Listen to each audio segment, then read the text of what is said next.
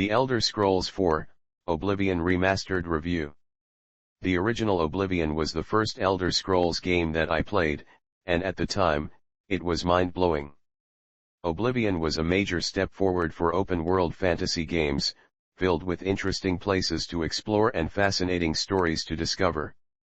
Elder Scrolls fans hungry to revisit the classic game have been calling for an Oblivion remake or remaster for years, especially in the wake of so many Skyrim re-releases.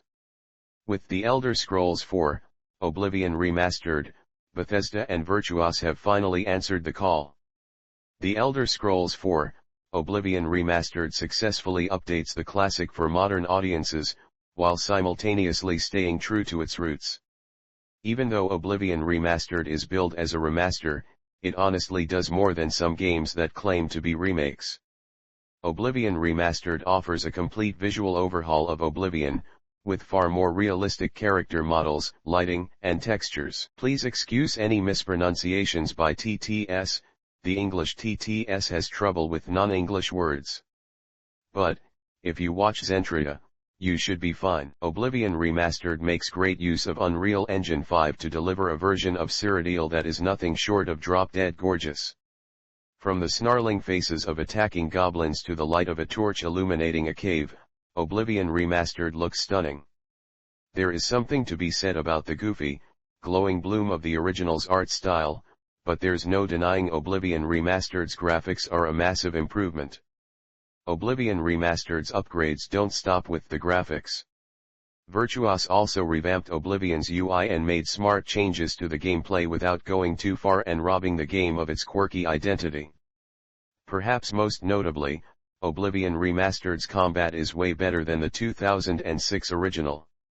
Combat is still not quite at the level of modern games like Avowed, but battles in Oblivion Remastered are far more engaging and dynamic than in the OG, elevated by detailed animations to make it all feel more intense. Whether one is blasting enemies with spells or going with the traditional sword and shield approach, they should have a good time cutting down foes in Oblivion Remastered's sprawling open world. Exploring Oblivion Remastered's open world is a treat for newcomers and veterans alike. Those nostalgic for the original game will have a blast taking a trip down memory lane and comparing Oblivion Remastered's locations to how they looked in 2006. Those that have never played Oblivion before will especially enjoy discovering what Cyrodiil has to offer. Whereas many modern open-world games are needlessly large and have a severe lack of interesting things to find, Oblivion Remastered has little in the way of wasted space. Oblivion Remastered is full of smart improvements. While players are walking around Oblivion Remastered Cyrodiil, they have the choice to do so in first-person or third-person. Back in the day, Oblivion's third-person mode was little more than a gimmick. The movement was awkward, and it was vastly inferior to playing the game in first-person. With Oblivion Remastered, Virtuos has radically improved the third-person experience. Like how the combat is elevated by improved animations, so too is third-person, with Oblivion Remastered characters moving in a far more realistic way than their 2006 counterparts.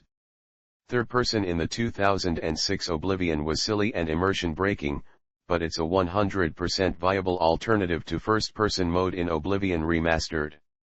Whether in third-person or first-person, nearly every major action players take in Oblivion Remastered can help improve their skills in that category, in turn granting XP that lets them level up.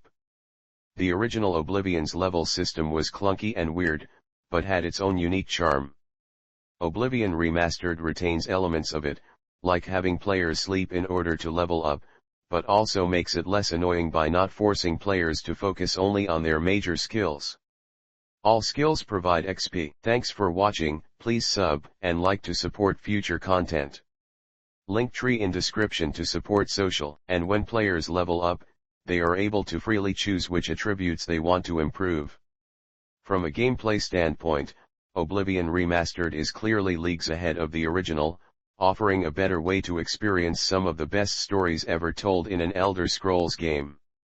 Oblivion Remastered has all the quests and guilds intact, letting players once again experience the twisted Dark Brotherhood questline, join the Mages Guild, or take up arms with the Fighters Guild.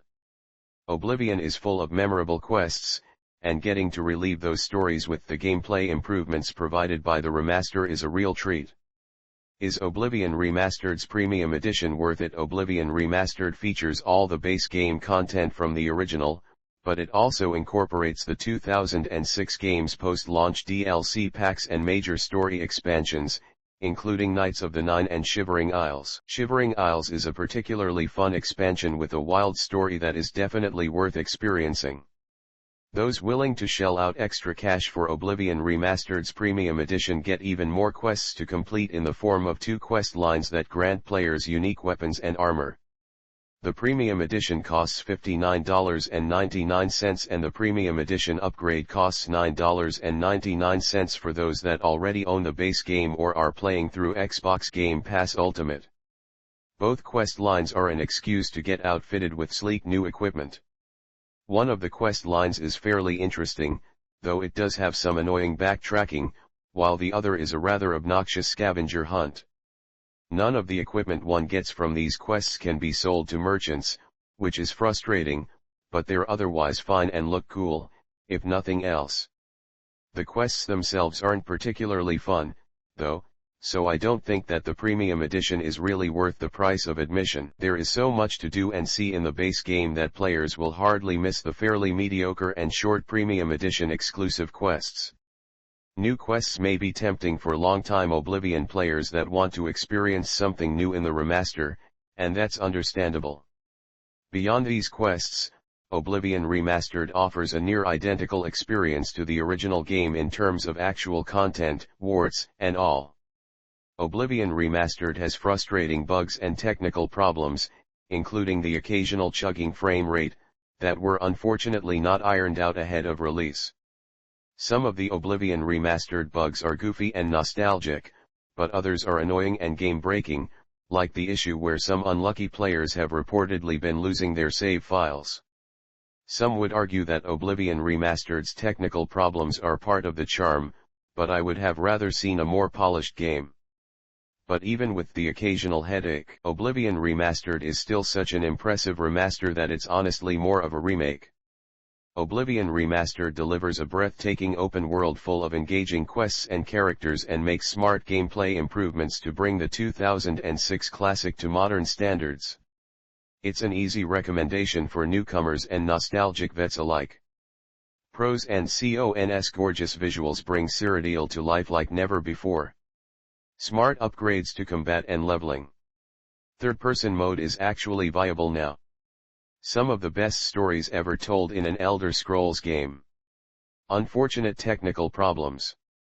The Elder Scrolls 4, Oblivion Remastered is available now for PC, PS5, and Xbox Series X. Game Rant was provided with a Premium Edition Xbox Series X code for this review. Like, subscribe, and comment any games you want to know more about.